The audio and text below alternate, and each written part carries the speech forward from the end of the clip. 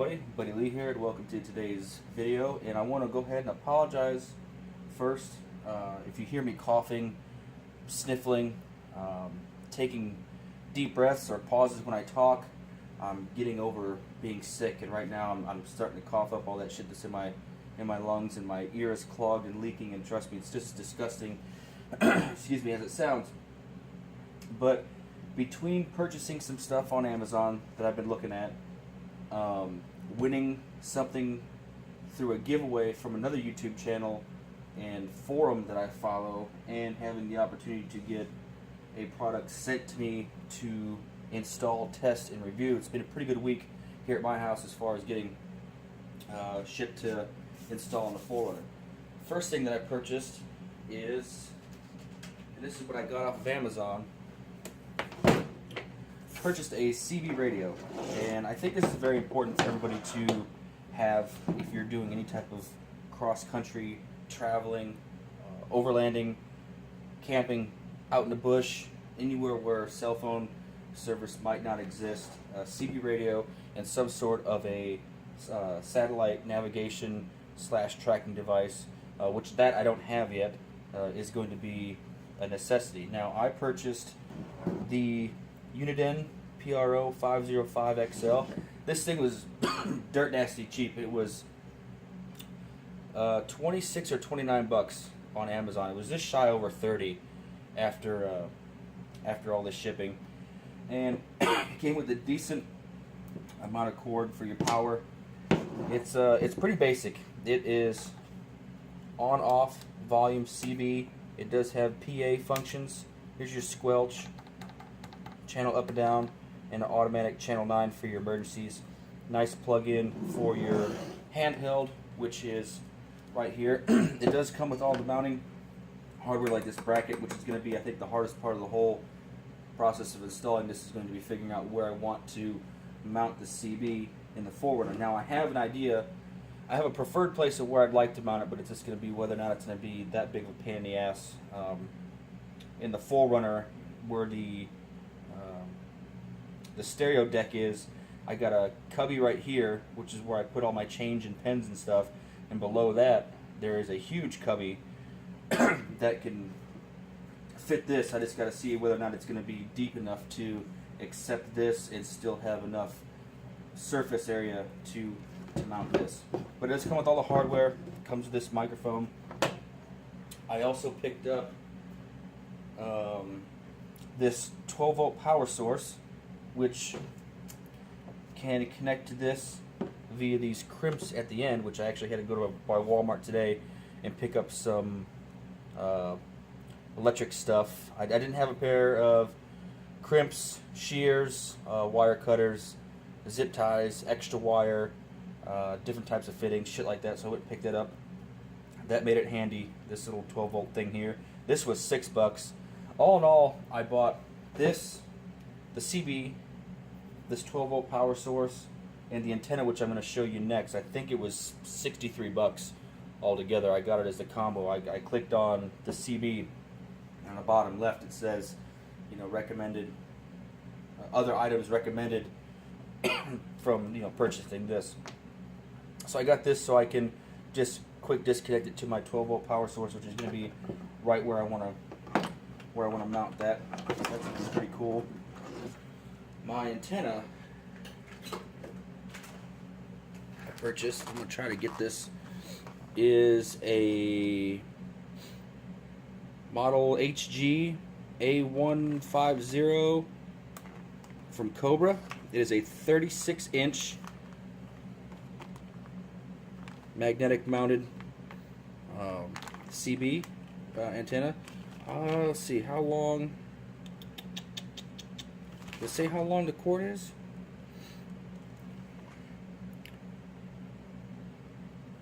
It does not. If it does, I can't see it, and I'm not going to waste your time trying to find it. Yeah, but this is the one that I got. I wanted to go.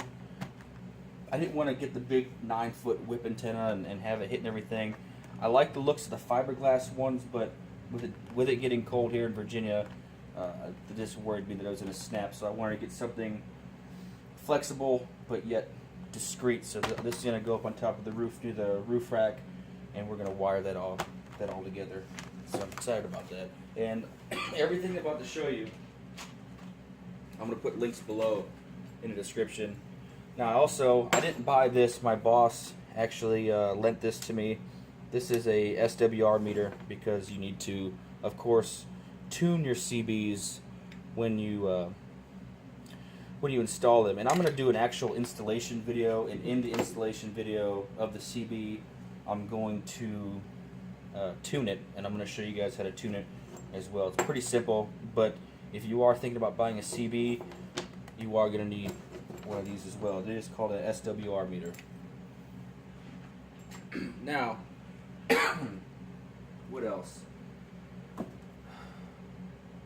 If you guys have heard of the YouTube channel / forum OverlandBound, a really good group of people. It's a husband and wife and their family. They have some awesome old school Land Cruiser, and they live out in California.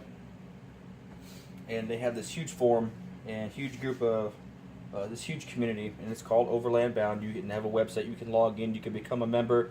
Get a cool little metal placard that you can stick on the side of your vehicle with a member number. And they got decals, shirts, shit like this, downloadable maps. And the forum is really easy to use, and the community is really good. You get to group up with different people in your area.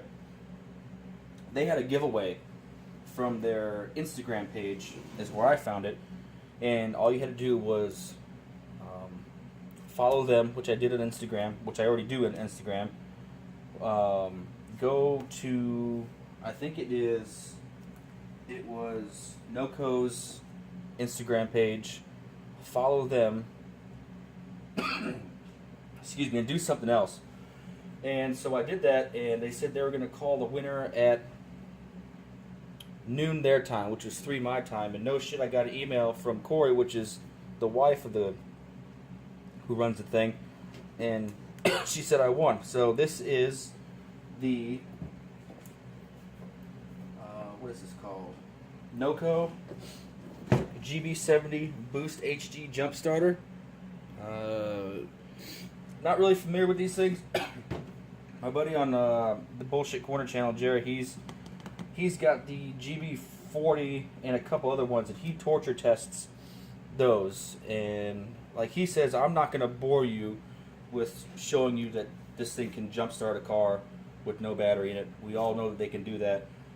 I don't have any equipment to show you the full capabilities of this device, but he does.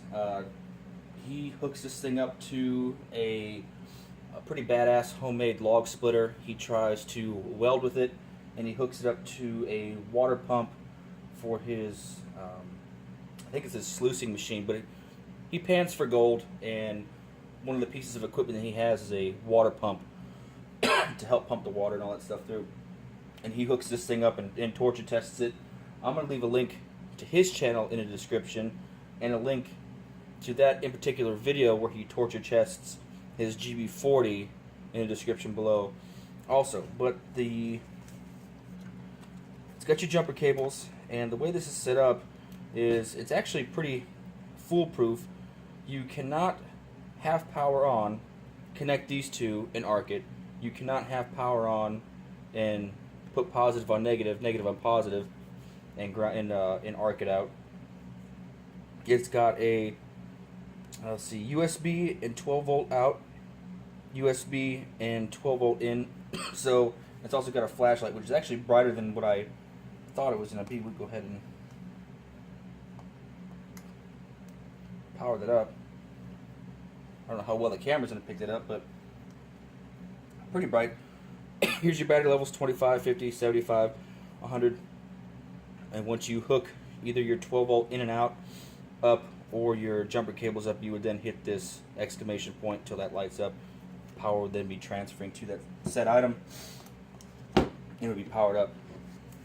The specifications of this are, I haven't even taken the tag off this yet.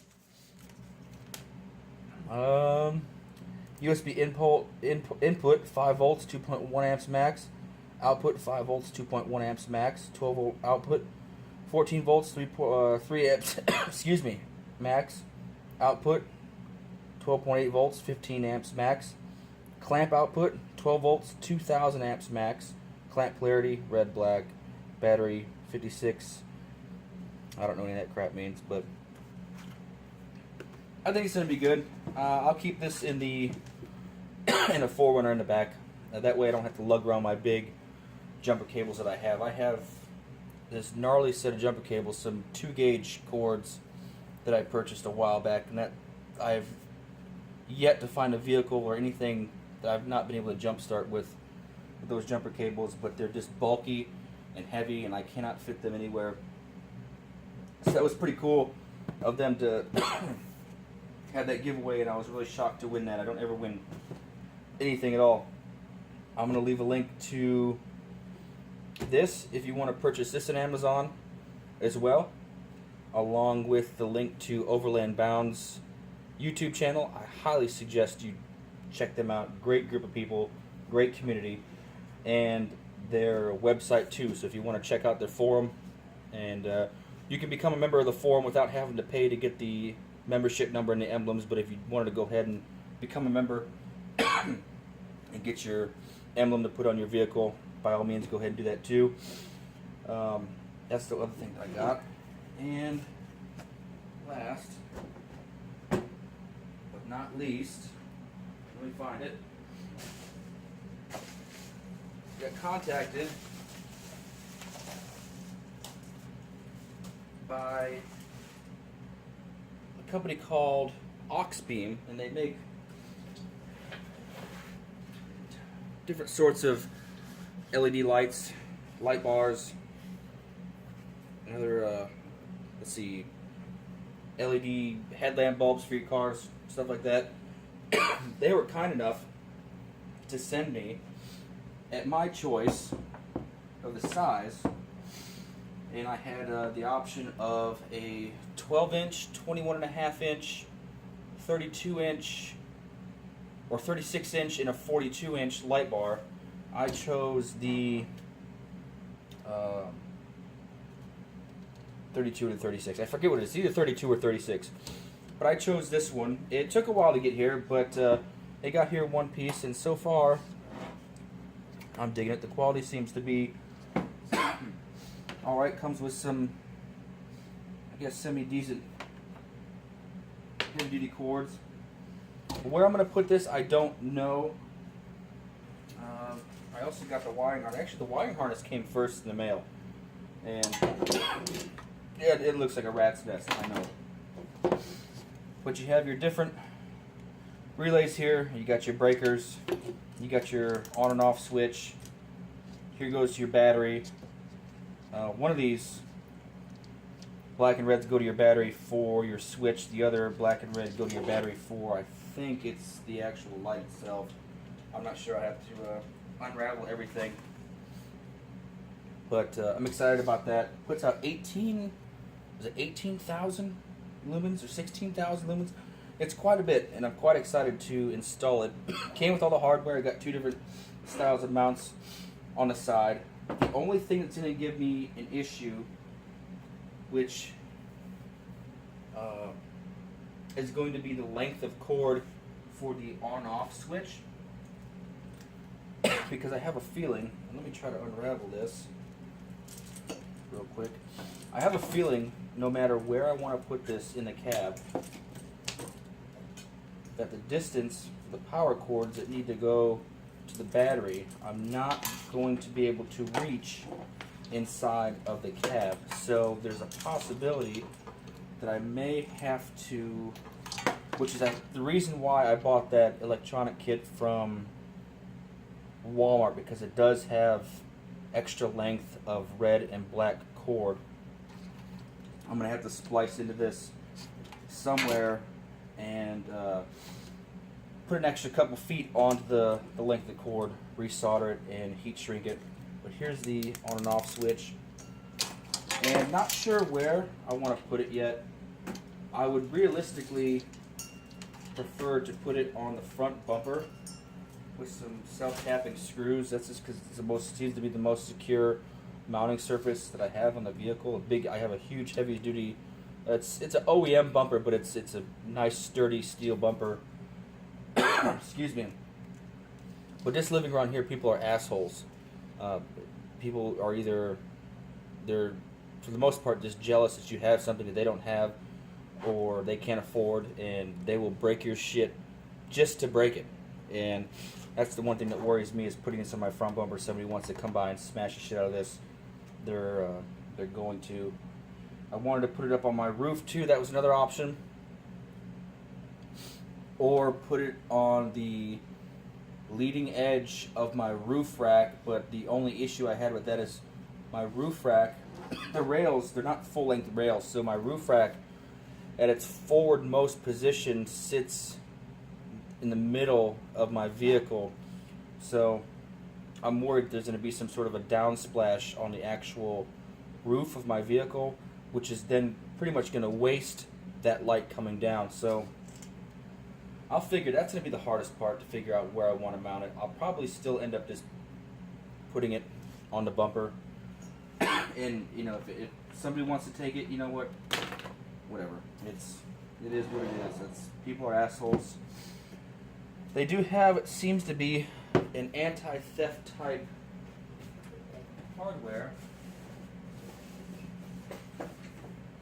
Anti-theft type hardware, which, again, if somebody wants this thing bad enough, they're going to take it. I can find it now. All their bolts, I think, except for these larger mounting ones. Just got all this shit out. Taking everything. For the exception of these larger mounting bolts, all their other bolts are Allen keys. But the thing with these Allen keys is they have a little keyhole in them, and the Allen key matches that. So you can't just stick some regular Allen key in there and try to unlock these. They're not gonna.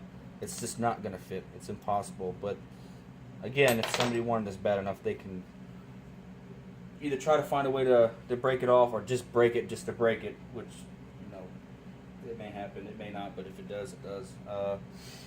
But the CB we're going to take care of tomorrow, if I can get up early enough. Like I said, I've been so damn sick. I've been absolutely useless the last week. The CB we're going to take care of, that's going to be quick and painless. This I need to mock mount and see if I'm going to have enough. Actually need to mock mount the wiring harness to see if I'm going to have enough length in the on-off switch to determine whether or not I need to actually create a longer bit of cable to put in for the on-off switch, and then we'll go ahead and actually physically mount the light itself. But if we can get to that early enough tomorrow, that'll be a video in itself, and I'll have that up soon. I'd like to get it up soon, because this, with me working third shift anymore, I can't do videos as much as I'd like to anymore. I work Sunday through Thursday now, 10 at night till 6:30 in the morning. And so when I get off Friday morning, that's the beginning of my weekend, and I just want to come home and crash. I'm so damn tired. I want to come home and crash, and by the time I wake up, half the day is gone. I got 2 hours of light left, can't complete fuck all. And all I have is really Saturday, because Sunday, you're pretty much mentally preparing yourself to go back into work and start that shit show all over again. But I'm also going to leave a description to Oxbean's Amazon page, and I think they do have a website as well.